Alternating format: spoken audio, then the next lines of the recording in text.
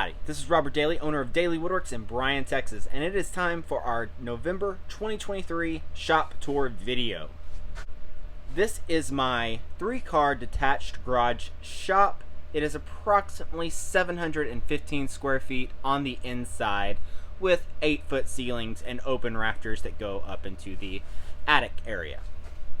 I've been in this shop for 2.5 years, and I am a full-time custom furniture and cabinet maker. So we build custom furniture and cabinetry here in-house, and then we either ship it off or we go and install it, and I do very minimal on-site work. And I've posted tours of my trailer in the past, and I think I have a reel that's just a very quick walkthrough of my trailer. Currently, I'm standing right by the man door that you walk into the shop, and so when I walk into the shop every morning, this is what I see. Over here on the left, I have 2 garage doors. They're about 9-foot garage doors. And you can see I have them decorated with artwork, things to buy, and some tools. In that far corner is my office area.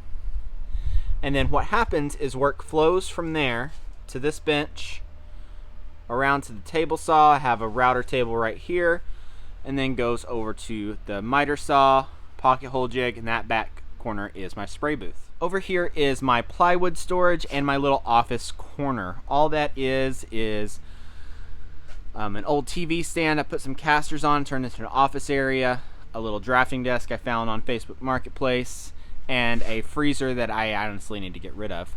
Have some lumber storage here on just the racks you can get from basically anywhere. Those are wonderful lumber racks no matter where you buy them. I think those are Boras. I've got some Grizzly, and I think I might even have some Rockler somewhere. I'm not sure. This cart I actually bought from Uline, and it's what I store my plywood on, and that way I can kind of keep it organized. You can see I've got a few sheets of 3/4, a few sheets of half, some half sheets, and then my lumber deliveries come with some cardboard to protect the plywood, and I keep that because it's very handy to have a few sheets of that laying around. I use a track saw extensively in my shop, and my long track sits there, and then my shorter track goes there, TSO parallel guides, and then my super short track, which is the one I use the most, sits right here. If we move to the right from this plywood area in my office, you see I've kind of got a catch-all corner that's lawn and garden equipment. I'm saving up money to add a shed in the backyard to move all of that out and to clean out that corner and gain a little bit more space. And then I have a makeshift wall that I've made to separate my paint booth, and we'll get to that last. But I have basically these cabinets that are inventory, storage, and stuff I really need to pare down and get rid of. Then I have my T-stack and some sustainer rolls that hold basically all my various screws, my most used hand tools, and then my sustainer Cyclone with a Festool vacuum. I love my Festool vacuum. It's wonderful.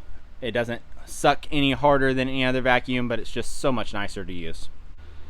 Coming from this plywood section, we come to what is probably my main workbench. You'll recognize this design as the Polk Smart Bench workbench. This is approximately a 3x6. This is based on his Smart design, which is made in metric. It's got your dog holes that I did with the UJK Parf guide. If you're going to do your own dog holes and you want them to be accurate, that's a worthwhile jig to have. I've used it all over my shop. You can see here I've got all my sustainers organized for the tools I use the most. I've got my domino there, so like a furniture delivery kit, cut kit, suction hoses, clamping elements. Basically, this is what is my track saw table, my joinery table. Milling operations happen here. I've got my track saw here. Just installed a drawer, that way I can quickly get it out. It is cordless. I'm a huge fan of cordless tools, even in the shop, because hoses and cords suck. And you can see the other tools I have there. My router is out, and it actually goes in this drawer right here. I've cut into my workbench a little bit and drilled into it a little bit. Generally, I try to avoid it, so I have some sacrificial scrap under here. And you can see I've just made some cleats or put some screws to hold squares and things like that. So the way my workflow flows is I'll take plywood, I'll break it down into its parts, and I'll try to fully process it. But as you know, once pieces get so small, it becomes dangerous to do it with the track saw. Like whenever it's too big, it's too dangerous to do it with the table saw. So then work will flow over here to the table saw. I have more lumber storage above my table saw, and that holds what I use the most. I buy S3S lumber, so it's surfaced on 3 sides with a straight edge. Typically I'll rip that straight edge again with the track saw over here before gluing up tabletops, but for face frames, other things like that, the straight edge I get from my mill is pretty good. One thing that I will point out is you'll notice my table saw is kind of against the wall over here and out of the way. I've heard it said many times that the table saw is the centerpiece of your shop. I disagree with that. The centerpiece of your shop is your main assembly table, because that's where everything goes. If you add up the time you spent milling lumber, it's much smaller than assembly, joinery, sanding, finishing, and anything like that. So I wanted my table saw out of the way, where I have about 9 feet of in feed, 10 feet of out feed if I move my drill press out from over there. And I can of course open the garage door to get some more space. You can see in the table saw I have a router plate, and I pretty much leave this router fence set up almost always to create 1/2 inch by 1/4 inch tall rabbets. And then I've got a vacuum that sits underneath here, and then I have my Incra router lift that I bought from a fellow woodworker off of Instagram, and this is my really nice router plate that you can get super fine adjustments with.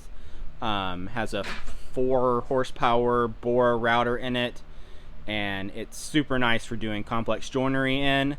But having more than one router table set up and just being able to leave this set up for like 90% of the rabbets and stuff I do is great. Table saw wise, this is the Grizzly G 0690. I don't think they make this particular one anymore. It's the 3 horsepower version of their table saw. It's been great. It's been wonderful. I do wish I would have bought a saw stop, not because I've had an accident, but because my son is getting old enough and my kids are getting old enough to work in the shop with me, and I'm not going to let them use this table saw. It's a great table saw. It functions wonderfully, but I'm not willing to risk their fingers like I am mine. You can see my super redneck overarm dust collection thing that I just threw together with extra pipe. I've even got a little wire because it was sagging here. That's ugly, but it works really well, and I need to save up and invest in good overarm dust collection. Moving on to my outfeed table. Like any small shop, everything is multi-role and multi-purpose. This is actually one of my newest things I've built in my shop, and this is my sanding cart. I really like my sanding cart. If you look at the construction, it is your standard, every YouTuber sells a set of plans for how to build this super simple work cart.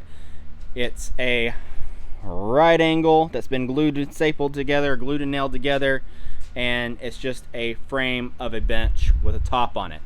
And honestly, it's a great multi-purpose workbench, and I've set it up where when you add casters, it's the perfect height for an outfeed table, and that's the height I try to build any work surface I have in my shop. So this is my sanding cart. I've got my dedicated CT26 right there, that's tool hose, and then I've got it just set up to sand. Got my MFT style holes here. I don't have the roll here because I have a stretcher right there for support. And then I have this little bin for kind of sandpaper that you use but isn't worn out yet. And then I have these little grippy guys that are non-skid guys that I bought from TSO. I think they're made by UJK or Axminster. My sanders are here. I've got the Rotex, the Mirka 6-inch that can also take a 5-inch pad, Festool DTS, and then a Mirka battery operated sander. Added drawers here for all my sandpapers. And that is my sanding station. It's on wheels, so it rolls and comes out really well. Buy full locking casters. That way it's nice and sturdy. See, there's very little wobble there. Over here on this side, I can pull the vacuum out if I need to. And then I have overflow of disc and things like that because I lost track of how much I had and I bought more than I needed. Here is kind of a catch-all, and you can see all the sawdust on the ground here. What this is this is one of the first woodworking projects my son made, and this is essentially it's a 5-board chest that we just use scrap plywood out of. He painted it himself. He cut everything with a jigsaw, and he stores his tools and stuff there, and that's a drawer I made wrong. Moving on, I have tools that I want to have access to, but I don't use that much. That is my rigid 13-inch planer. I've had that thing for close to 8 or 9 years, and it's been great, and it needs a new set of blades. I don't have a fancy helical cutting head for it or anything like that. This is the flip cart from, I think Fix This Build That has the flip cart, and I wanted a flip cart, and I just bought his plans, and so I'm big on that. If another creator has a cool set of plans, I'll just buy their plans instead of reinventing the wheel. It's a great little flip cart top, but I don't use it like that anymore. I might in the future. And you can see I just have trash bags and things stored there. I used to have my Craig Foreman set up on that. Here is my Grizzly bandsaw, and I just got a really great deal on this bandsaw. I found it for $300 at like an estate sale, and knew these things go for like $1,200. I don't use a bandsaw a lot. I could probably get by without a bandsaw, but it's really nice to have a really nice bandsaw. This is a Harbor Freight dust collector. I bought a Grizzly filter just to kind of, I think this is HEPA, or it might be one step below HEPA, but that helped the dust collector a lot because the bag that comes with that blows a lot of fine dust out in the air. Once we back out of the corner, we kind of get over to the drill press and miter saw station. This rack was sent to me by Vevor. That was one of those little freebies, like, hey, we're gonna send this to you, make a video on it. Gotta say, for the price, it's not bad. Since it was free, it's great. I'd probably want to actually buy another one of these. I never thought they'd be that useful until I got one. But I probably will buy another one to put over my office area, and I set it up where I can walk underneath it. I'm 5'10". If you're 6'3" or something, you'll probably have to trim it and make it sit a little bit higher. This is an old drill press that a neighbor gave me, and you can see that it's nothing special, but it works, and I use this to drill holes for my dog kennel. This is just kind of a permanent jig I set up here, and it's got little toggle clamps so I can pull it off if I need to drill something different. Storage for screws and nuts and stuff. And then I have my miter saw station.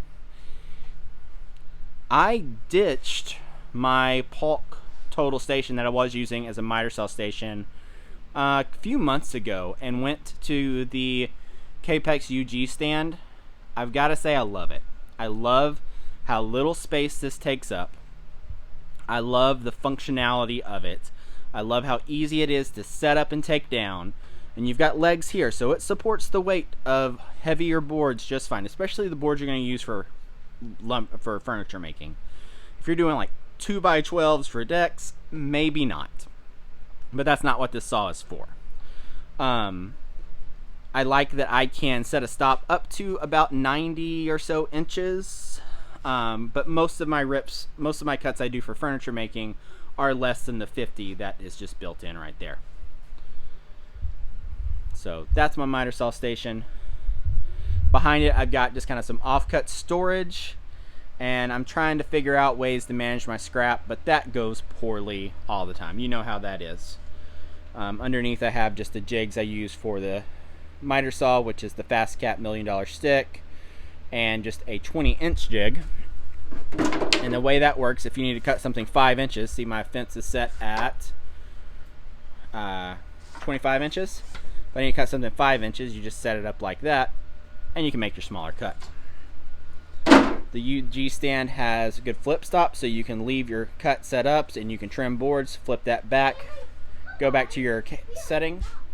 Over my miter saw, I have just some French cleats I threw up there, some boxes that I use for storage, drawers I made the wrong size. That's a recurring theme in my shop. But I've got some drills and things there that I use. I've got my more fire and less fire devices there, battery charger, and my little battery dispenser. It's empty right now, but you just kind of fill it up from the top and then pull them out, and everyone's like, oh, you're gonna mess up your batteries with it dropping. Well, I don't drop it full speed ahead every time. I just pull it out slowly and let it fall down, but it works to keep cycling my batteries through. Then the most valuable, best investment you can possibly ever make into a shop.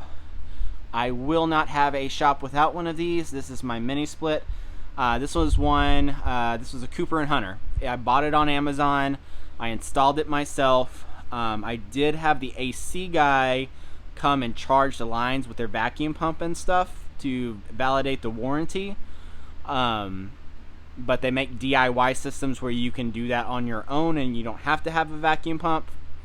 But absolutely worthwhile investment. I bought one size bigger than it said I needed for my shop, and almost wish I would have done 2 sizes bigger, but I have good insulation everywhere now, and that helps immensely. I live in Texas, so when it's 110 degrees outside, it can keep it about 85 when it's that hot, and it keeps me warm in the wintertime. And most importantly, it keeps my wood at a constant temperature, so it's not just expanding, contraction, keeps my finishes nice. And you work more efficiently when you're comfortable. When you're too cold, you don't work fast. When you're too hot, you don't work fast. When you're comfortable, you work faster. So I would say this has paid for itself in productivity. Moving on, as we just kind of circle as work flows in my shop kind of counterclockwise, I have this cart here. This is built the exact same way as the other. I just had a bunch of hardwood scraps I built it out of because I felt fancy that day.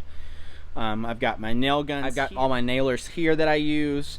This M18 Fuel is the 18 gauge brad nailer. I love it. It's heavy, but it works really, really well. I don't have to deal with a cord. And this is where I've put my pocket hole jig. The reason I took it off the flip cart was because it had to live over there, and it was just kind of cumbersome to go back and forth, especially when I had long rips sitting on the table saw. It just didn't work well for how I wanted to use it in my shop. So I embedded it in this table. It might stay here, it might not. You can see I've got different shop vacs laying around that stuff needs to happen with. And you can see, even though the Capex can go flat against the wall, it's actually out from the wall to allow stuff to go behind it. Just kind of one of those trade-offs you make. But I like being able to get here and eventually get this floor space free. Got clamps there, saw blades I need to sharpen there, and then this guy right here is what I dub my wall-mounted panel clamp. I glue up my tabletops and stuff in this clamp. I glue up most things here. It's just pipe clamps on some EMT conduit and some hooks. You can move them anywhere you want. You can spread them out, and then you can clamp up your glue ups, your doors, and then it's on the wall out of the way. So as soon as you're done gluing it up right here, you can keep working. You don't have a tabletop sitting in the middle of your shop waiting for it to dry so you can do other stuff. And then in here, where you see this nice teak bench that I just finished, you have my spray booth. Now you'll see on the back side of the spray booth, I use these cabinets. And what this is kind of what I've dubbed my modular shop cabinet. It's the same size all the time. And I can stack them, I can make them an outfeed table, I can make them a work cart. And they stack, they are on casters, and they make this wall here. And then I just hung plastic from the ceiling and then dropped it down. You can see I've got an air filter there, and I've got like an air intake there. Up here, you can see I just have plastic rolled up, And when it's time to close off the spray booth to spray or to finish, I can just drop those down and it keeps dust from getting into my woodwork.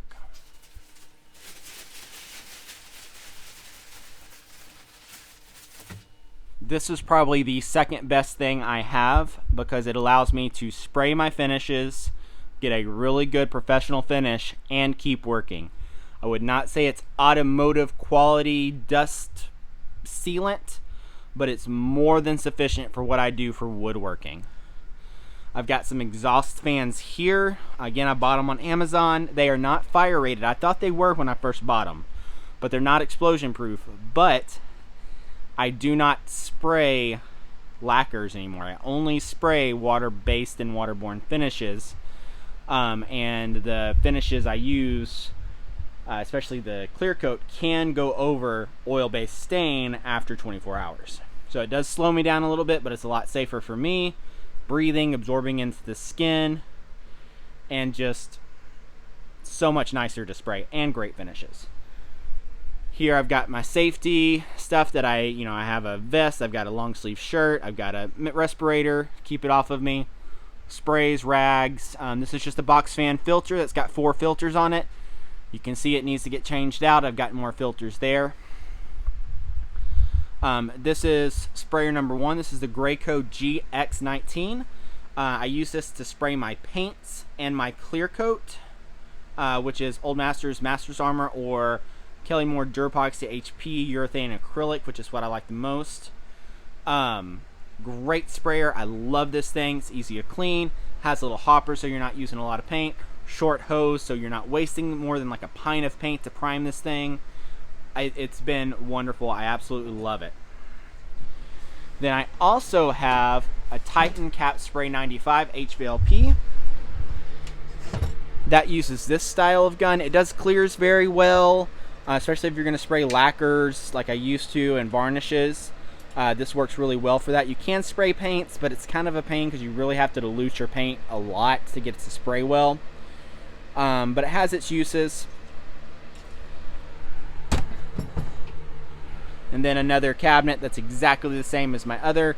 It should probably be in a metal cabinet, but it's not, and it's okay. This teak bench is a good example of the things I make and about the size of the things I make. So you can see it fits in here. I've got various carts. This one I'm about ready to get rid of because I don't think I need any more, because I took my old Polk miter saw station and cut it up and made those low carts, and I think they work better for how I work. And then I made a door cart here so I can spray, I think 15 to 16 doors at once. Not at once, but I can process 16 doors. I have a Lazy Susan in this cart that this is sitting on. I can spray my doors, wait for them to dry, flip them, and do my coats that way. Got insulation everywhere. I did insulate the shop myself.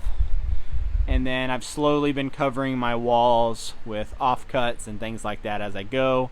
And you can kind of see the line of where the plastic drops down from my spray booth. Now I'm standing over in my office area to kind of give you a different perspective of the shop. And here's my door that I was standing by at the beginning of the video. And then I have a little cat door for Tom the cat, who showed up at our house when he was a kitten. And we made him part of the family, and we love him very much. I walked all the way around this several times, but didn't talk about it once. This is the Felder FAT 300S work table. They have an FAT 300, which is slightly smaller, and they have an FAT 500S, which is the same size, but has twice the capacity. So this is 300 kilograms. A kilogram is like 2.2 pounds. So for easy math, 600 pounds that this can hold. And it goes up to like 44 inches and then all the way down to about like 18, 19 inches. And it is super versatile to have in my shop, especially working solo. It allows me to do things by myself safely that I wouldn't be able to do otherwise. I've had it about maybe 2 years, I'm not really sure. One thing that I need to do is adjust this. I think I've got some air in it to pump it up. And it does take quite a few pumps to go from all the way down to all the way up.